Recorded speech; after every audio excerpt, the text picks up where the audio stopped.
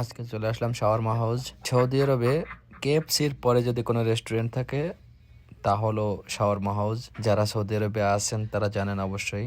তো আমরাও চলে আসলাম শাওয়ারমা হাউজে। প্রচুর ভিড় এখানে। আসলে আমাদের অর্ডারটা বললো 50 মিনিট পরে দিবে, তারপরও আমরা অপেক্ষা করতেছি, কারণ এখানের খাবার অনেক সুস্বাদু। এখানে সৌদিদের পছন্দের খাবারগুলো তৈরি হয়, এই জন্য সৌদিদের খুব প্রিয় শাওয়ারমা হাউস। ম্যাডাম চলে আসলো আবার। ম্যাডাম একটু সাইড দেন, সাইড দেন। সামনেই দেখাবো আপনাদেরকে, এটা হচ্ছিল জুস বার হাউস।